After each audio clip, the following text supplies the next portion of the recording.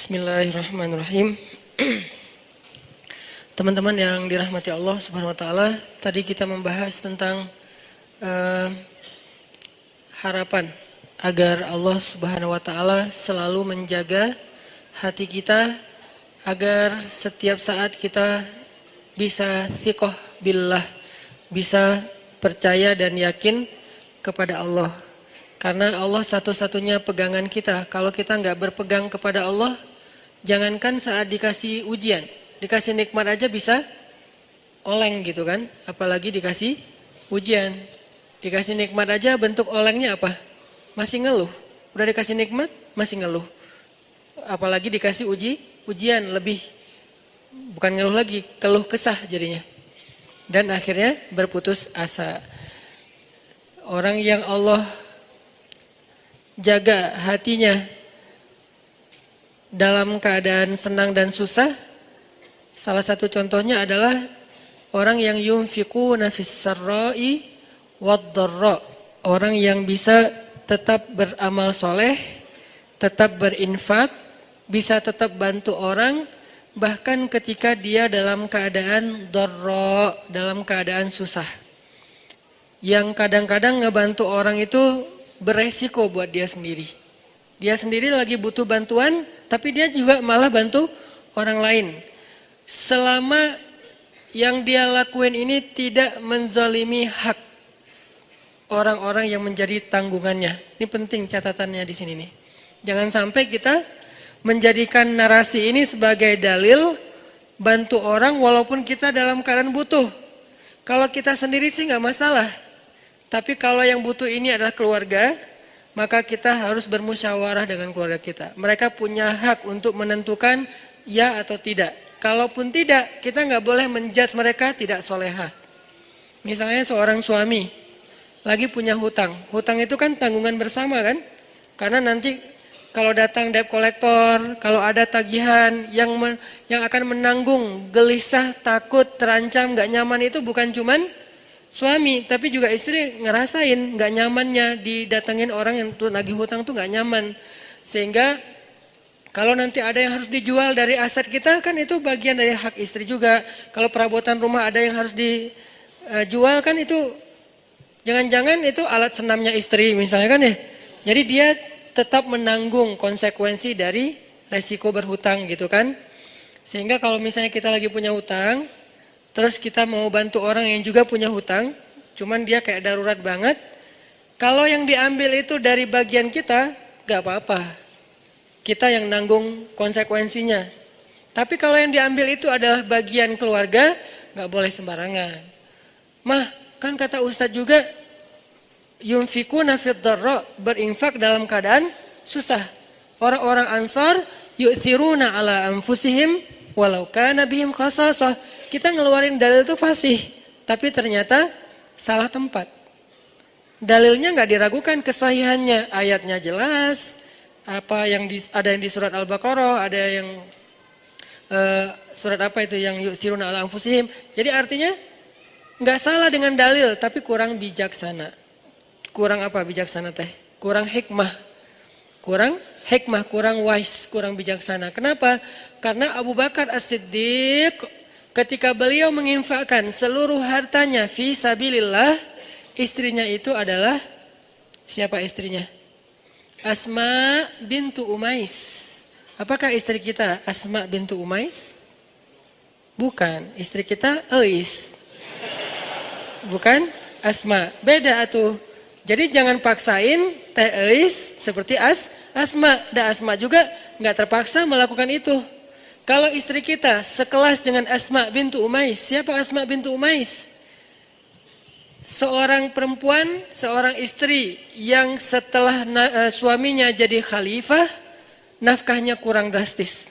Drop banget nih nafkah keluarganya. Saking dropnya, sampai nggak bisa makan daging, nggak sanggup beli daging. Lalu karena kangen pengen makan daging, dan pengen ngelihat suaminya juga makan daging, kasihan.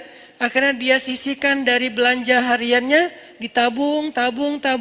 Setelah beberapa lama, udah cukup beli daging sedikit. Nggak banyak, nggak 1 kilo. Cuman sedikit. Terus dia minta izin lagi ke suaminya. Padahal kan itu bagian dia kan, hak dia kan. Karena uang nafkah itu berarti udah diberikan kepada istri. Masih minta izin. Ya wahai Abu Bakar, wahai suamiku, ini ada sisi sedikit dari uang belanja, aku sisihkan setiap hari, udah bisa beli daging sekarang. Boleh enggak aku beli daging? Kasihan kamu enggak pernah makan yang lebih layak. Kata Abu Bakar, Asma, ternyata gaji saya masih lebih. Boleh enggak kalau ini kita berikan kepada Baitul Mal dan mulai bulan depan gaji saya dikurangi karena ternyata masih lebih. Apa kata Asma? Sami'na wa ata'na. Istrinya ini Asma bintu Umais, perempuan yang punya 3 suami, 3-tiganya ahli surga. Ja'far, Abu Bakar, Ali. Dan ini kisah di masa Abu Bakar. Nanti ada kisah di masa Ja'far yang juga luar biasa, yang sapu lidi itu. Ada kisah di masa Ali yang juga luar biasa, anaknya saling memamerkan ayah mereka. Karena dari 3 suami, 3-tiganya punya anak laki-laki. Anak Abu Bakar bilang ayah saya paling baik, anak Ali bilang ayah saya paling baik, anak Ja'far bilang ayah saya paling baik. Terus yang mana nih? Kan bingung Asma teh. Yang ini bilang ayah saya nih pemuda surga, sebaik-baik pemuda Makkah. Ayah saya sebaik-baik orang tua Makkah. Masing-masing membanggakan ayahnya. Masing-masing punya cerita-cerita kehebatan Asma bintu Umais. Artinya nggak bisa juga sembarangan kita mengambil hak keluarga kita lalu kita dengan alasan berinfak dalam keadaan dharra. Nggak boleh, karena itu tidak bijak. Sehingga ketika ada sahabat yang ingin menghabiskan hartanya untuk infak, minta izin ke Nabi, Nabi nanya, kamu punya keluarga? Punya anak? Punya. Ya udah, beri bagian mereka. Kalau gitu setengah ya Rasulullah? Enggak, masih kebanyakan. Kalau gitu sepertiga ya Rasulullah? Itu pun masih kebanyakan, tapi cukuplah. Sepertiga aja masih kebanyakan, tapi cukup. Lalu bagaimana dengan Abu Bakar? Abu Bakar lihat dulu, makanya kita nggak bisa memahami satu dalil tanpa mendalami konteksnya. Jangan sampai kita menggunakan cerita Abu Bakar untuk membolehkan diri kita melakukan apapun yang kita suka. Mah, papa nih pengen jadi Abu Bakar. Tugas kita didik dulu istri kita biar jadi Asma. Baru nanti kita bisa jadi Abu Bakar. Abu Bakar itu keberhasilannya bukan hanya berinfak dengan seluruh hartanya. Keberhasilan Abu Bakar juga di situ, adegan itu adalah dia berhasil mendidik Asma menjadi seorang istri yang mampu berlapang dada ketika suaminya berinfak dengan seluruh hartanya dan nggak punya apa-apa lagi yang tersisa. Tapi kalau nggak jadi seperti Asma pun jangan langsung dijudge, mamah nih jauh banget dari Asma. Ya Allah, gimana ini? Galau jangan, karena lahum darajatun 'inda rabbihim faddalna ba'dahum 'ala ba'd. Kami berikan kelebihan sebagian orang atas sebagian yang lain. Dan istri Nabi juga beda-beda kelebihannya. Para anbiya beda-beda kelebihannya. Ada para nabi yang kelebihannya lebih kepada suara. Nabi siapa? Daud. Sampai Allah Subhanahu wa taala menundukkan semesta untuk ikut berzikir bersama Daud. Yang saya menyebutnya dengan istilah konser kolosal. Tapi konsernya bukan nyanyi lagu syair, lebih kepada zikir, perform. Nabi Daud perform, tapi crowdnya itu bukan manusia. Crowdnya itu semesta, sampai angin, awan, air, semuanya crowd untuk ikut bareng dengan Nabi Daud alaihissalam. Karena memang kelebihan Nabi Daud itu suara. Dan beliau punya 70 macam suara. Dan setiap kali beliau bersuara, yang kedua lebih baik dari yang pertama. Yang ketiga lebih baik dari yang kedua. Terus semakin baik, semakin baik, semakin baik. Sehingga orang yang diberikan oleh Allah nikmat suara yang bagus, doa Nabi apa? Laqad utita mizmaran min mazamiri ali Dawud. Bersyukurlah engkau diberikan oleh Allah seruling dari keluarga Daud. Hanya 1 dari 70 seruling ya. Cuma diberikan 1 seruling aja udah kita mendengar suaranya Mahir apa tuh? Bukan Mahir Zain. Saya lupa nama korinya. Oke lah Mahir Zain. Oke, anak muda Mahir Zain. Kalau ininya ada kori bagus juga suaranya. Nanti ada juga yang di Mahir Muakili ya. Mahir Muakili. Itu baru 1 mizmar ya. 1 seruling. Kita dengar Rashid Al-Afasi nama panjangnya apa? Masyari Rashid Al-Afasi. Kita dengar Masyari Rashid Al-Afasi dengan azannya yang keren banget kan? Belum lagi nanti azan Al-Aqsa. Kalau dengar suara azan Al-Aqsa itu jadi azan yang menyayat hati. Kenapa? Azannya itu kayak curhat. Aqsa kok gini-gini amat ya. Kesannya kayak gitu tuh. Dari azannya itu saya kayak membaca, kasihan ya Masjid Al-Aqsa, kok kita gini-gini amat ya. Nah itu dari suara serak-seraknya azan Al-Aqsa. Nanti belum lagi suara bacaan Ad-Dagriri. Azannya Syekh Ad-Dagriri, kalau nggak salah Hamdi Ad-Dagriri di Mekah. Kayaknya ini lagi naik daun juga sekarang selain Mahir Mu'akhili. Ini semuanya mizmaran, satu seruling. Belum 70 seruling, gimana 70-nya? Jadi memang Allah kasih fadl, Allah kasih keutamaan. Nanti Nabi Sulaiman, anaknya Nabi Daud, beda lagi keutamaannya.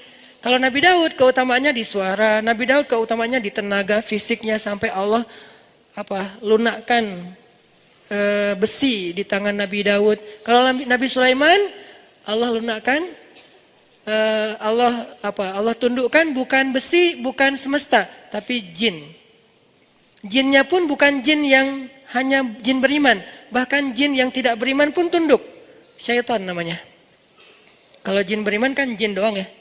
Kalau jin yang tidak beriman syaitan. Syaitan aja tunduk. Kenapa? Takut sama Nabi Sulaiman. Kami tundukkan angin. Ini fadlnya Nabi Sulaiman. Nanti Nabi siapa lagi misalnya? Nabi Musa. Allah kasih fadl tersendiri berbeda dengan saudaranya Harun. Harun fadlnya lisan. Musa fadlnya kegagahannya, kekuatan azamnya, kekuatan fisiknya. Sehingga ketika mereka berdua kolaborasi, ini jadi sebuah revolusi yang luar biasa. Ngalahin Fir'aun, ngalahin Haman, ngalahin Qarun, bahkan ngalahin Samiri. Kan banyak nama-nama tokoh antagonis pada era itu kan. Fir'aun, Haman, Qarun, Samiri ini kan antagonis semua nih. Jadi penjahatnya. Terus superhero-nya, superhero. Jagoan-jagoannya, Musa, Harun, Masyitah, apalagi nanti Asiyah, kan banyak kan jagoan-jagoan yang keren-kerennya nih. Jadi intinya adalah fadl. Setiap orang diberikan fadl. Jadi kalau kita ngelihat ada istri, ada suami yang mungkin kalau dibandingkan dengan orang lain, dia kurang di sini, jangan langsung dijudge kok dia gini-gini amat ya. Ada fadl yang dia miliki yang orang lain gak punya. Toh sahabat juga gitu. Abu Bakar dengan Umar, coba lihat bedanya. Abu Bakar dengan kelembutannya bermanfaat untuk umat. Umar dengan ketegasannya, bukan tegas, bahkan kekerasannya juga bermanfaat untuk Umar. Nanti ada Utsman dengan malu-malunya tetap bermanfaat juga buat umat. Sifat malu aja jadi kebaikan. Ali dengan sama sih pemalu, cuman beda adegan, beda cerita. Tapi sisi lainnya Ali dengan kesatrianya bermanfaat untuk umat. Intinya teman-teman nggak boleh kita memaksa semua orang itu dengan satu model. Bahkan Allah sendiri mengatakan faddalna ba'dahum ala ba'. Kami berikan keutamaan sebagian atas sebagian yang lain. Bahkan Nabi Sulaiman alaihissalam ketika mau memindahkan singgasananya Ratu Balqis di Yaman, Nabi Sulaiman memberikan tender kepada para pengikutnya. Siapa yang mau memindahkan singgasana Balqis? Terus ada jin, Ifrit bilang saya bisa pindahkan istana itu sebelum rapat ini bubar. Sebelum rapat ini bubar. Apa bahasa di Al-Quran? Dalam sebelum Anda bangkit, sebelum Sulaiman bangkit dari tempat duduk. Kata ulama tafsir artinya bukan seukuran berapa detik saya bangkit, bukan gitu. Menurut sebagian besar jumhur ulama tafsir, arti bangkit dari tempat duduk itu sebelum rapat beres, kurang lebih 1 jam. Karena waktu itu lagi ada kongres ya. Kongres di zaman Nabi Sulaiman, kumpulin semua yang pemimpin-pemimpin kabilah, yang ahli-ahli di segala bidang, prajurit, panglima-panglima militer, kongres besar. Salah satu agendanya adalah membahas tentang masalah kerajaan Saba dengan Ratu Balqisnya. Lalu Nabi Sulaiman nanya, siapa yang bisa membawa singgasana Balqis ke sini? Kata jin Ifrit, saya bisa bawa sebelum Anda bangkit, artinya sebelum rapat usai, 1 jam kecepatan pesawat. Begitu beres rapat, udah ada singgasana di depan. Nabi Sulaiman bilang ini kelamaan, ada yang bisa lebih cepat? Lalu berdirilah seorang hamba yang solih. Disebutkan nggak namanya di ayat itu? Nggak disebutkan. Kenapa? Bukan itu intinya. Yang Allah mau sampaikan kepada kita, banyak orang yang Allah berikan kelebihan tapi nggak terkenal. Banyak orang yang Allah berikan kelebihan tapi dia mungkin nggak dalam segala hal, dalam satu hal aja. Cuman bagian itu doang dia lebih, bagian yang lain Nabi Sulaiman lebih. Sehingga dia mengatakan saya bisa membawa istana Balkis dalam satu kedip mata. Kedip mata itu udah ada, bukan. Menurut tafsir, makanya kita tetap harus baca tafsir. Menurut tafsir ulama, satu kedip mata itu durasi jarak antara orang yang datang di ujung jalan, kan belum ketahuan tuh siapa yang datang. Mantan kita atau mantan teman kita. Terus siapa sih? Kayak asa kenal gitu kan ya. Nah, kira-kira dari ujung, atau nggak usah ujung jalan deh, dari pintu masjid, di bawah tangga masjid, itu kan belum jelas kan siapa kan? Sampai dia ada dengan jarak yang kita bisa kenal wajahnya, kira-kira jalannya berapa menit? Kurang lebih 10 menit, itulah waktu yang diminta oleh hamba yang solih. Dari arti sekejap mata, dari pandangan yang nggak jelas menjadi jelas musafir yang baru datang. Itu kafilah dagang siapa? Siapa orang yang paling depan? Siapa yang naik onta itu? Sampai jelas. Berarti dari awalnya kelihatan setitik orang sampai menjadi jelas kurang lebih 10 menit, setengah jam. Itulah waktu yang dia butuhkan. Lebih cepat daripada yang pertama. Maka Nabi Sulaiman pun memberikan kesempatan orang itu, dia berdoa saja kepada Allah. Bukan dia sakti mandraguna terus dia terbang bawain singgasana Balkis. Apaan nih? Kenapa nih? Enggak gitu sih. Itu mah dongeng ya. Dia hanya minta ya Allah. Kenapa? Nih orang, nih pelajaran lain ya. Dia itu dikasih kesempatan oleh Allah Subhanahu wa taala, satu kesempatan berdoa. Dia itu dikasih satu kesempatan berdoa dan pasti Allah kabulkan. Dan kesempatan itu nggak pernah dia pakai kecuali saat itu. Ini sebagian ulama tafsir bilang kayak gini. Dia tuh dikasih kesempatan sal tu'toh. Kamu minta satu hal, nanti akan aku kasih. Dia tunggu, dia nggak langsung, oh boleh ya Allah, ya udah ya Allah saya pengen nikah. Enggak, dia tahan diri, dia ikhtiar aja. Yang itu dia nggak pakai. Jadi kartu doa yang paling diijabah itu nggak dipakai buat kebutuhan pribadi dia, untuk nikah kah, untuk dagang kah, untuk lulus kuliah kah, untuk apalah segala macam. Enggak, dia tunggu sampai yang paling penting baru dia pakai. Kapan paling penting? Ketika seorang pemimpin membutuhkan support dari dia. Siapa yang bisa support saya dalam dakwah? Siapa yang bisa support saya untuk ekspansi kekuasaan yang adil, yaitu kekuasaan agama Allah? Baru dia pakai ya Nabi ya Allah saya. Lalu dia angkat tangannya, dia bilang ya Allah, tolonglah Sulaiman, bawalah singgasana Balkis ke hadapannya sehingga engkau akan tunjukkan kekuasaanmu supaya Balkis